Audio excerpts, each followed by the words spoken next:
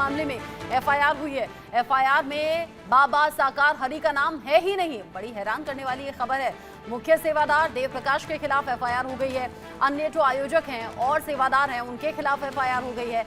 सभा स्थल पर करीब 2.5 लाख की भीड़ मौजूद थी।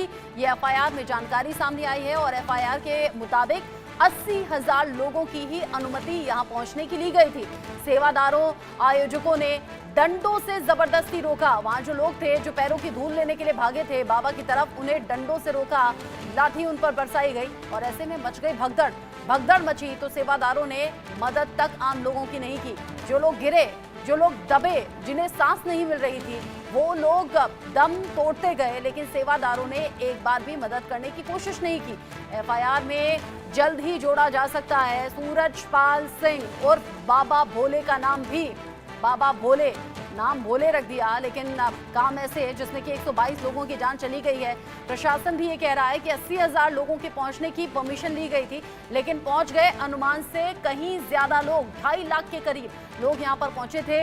इंतजाम कुछ नहीं किए गए, जिसकी वजह से हो गया ये बड़ा हादसा। अब इस हादसे को लेकर सवाल बहुत से उठ रहे हैं। इन सवालों के बीच प्रशासन ये भी तलाशने की कोशिश कर रहा है कि आखिर ये बाबा छिपकर कहां बैठ गया है, कहां पर अंडरग्राउंड हो गया है। मृत्यु लोक में ये सत्संग हुआ, 122 लोगों की जान इस सत्संग की वजह से चली गई, यहाँ की बद इंतजामी की वजह से चली गई और बाबा अब तक फरार है, अब तक बेपरवाह है।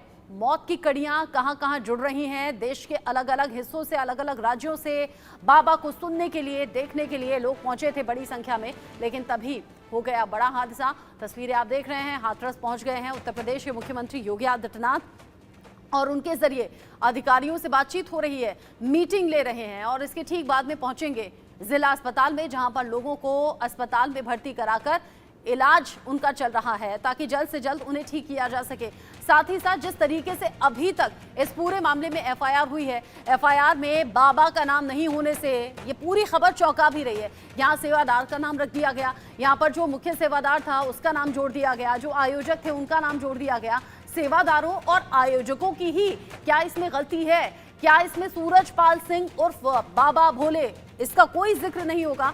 माना यह जा रहा है कि अब जो लोगों का प्रेशर है, लोग सवाल लगातार पूछ रहे हैं, उसके बाद में हो सकता है कि बहुत जल्द एफआईआर में बाबा का भी नाम हो। इसी एफआईआर में यह बताया गया है कि कैसे जब लोगों की भीड़ बाबा की गाड़ी के काफिले की तरफ दौड़ी, पैरों की धूल लेने के लिए दौड़ी, तो सेवादारों ने लोगों को रोक दिया, लोगों पर लाठियां तक बरसाई गई और इसी दौरान मच गई भगदड़। लोग भाग रहे थे, वहां कीचड़ हो रहा था, मिट्टी में पैर धंस रहे थे, लोग भागे, भागते हुए कि कुछ का बैलेंस बिगड़ा, कुछ जब बैलेंस बिगड़ने के बाद जमीन पर गिर गए तो एक दूसरे के ऊपर गिरते रहे और आपने अक्सर देखा होगा भगदड़ जब मचती है, लोग जमीन पर गिर जाते हैं, उन्हें उठने का मौका नहीं मिलता, बाकी लोग उनके ऊपर से गुजर जाते हैं, चढ़ जाते हैं और ऐसे में सांस घुट जाती है, दम घुट जाता है। ये जो 122 लोगों का आंकड़ा है, इनमें से ना के बराबर ऐसे लोग हैं जिन्हें चोट लगने से उनकी मौत हुई है।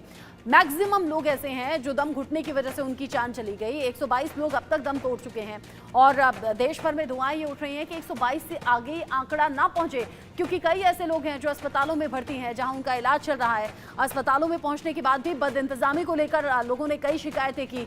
लोग कह रहे हैं आनन फानन में पहुंचे हम अपनों को लेकर अस्पताल में, लेकिन वहां पर डॉक्टर्स नहीं थे, वहां पर ऑक्सीजन नहीं थी। ऐसे में उनके जो बीमार लोग थे, यानी कि जिन्हें सांस नहीं आ रहा था, जो जख्मी हो गए थे, उनका इलाज आखिर होता कैसे? ये वो सूरजपाल सिंह है, ये वो भोले बाबा है जिसके सत्संग में लोग इसको सुनने के लिए, इसके आशीर्वाद के लिए पहुंचे थे। और ज्यादातर इसमें वो लोग थे जो गरीब थे, अनपढ़ थे, लाचार थे, या फिर अपनी जिंदगी के किसी भी कष्ट से उबरना चाहते थे, उस परेशानी से निकलना चाहते थे, नहीं चाहते थे कि इन कष्टों को अब लंबा झेला जाए, लेकिन नहीं जानते होंगे कि जिंदगी से ही उन्हें छुटकारा मिल जाएगा, उनकी मौत हो जाएगी, उनके साथ इतना बड़ा हादसा हो जाएगा।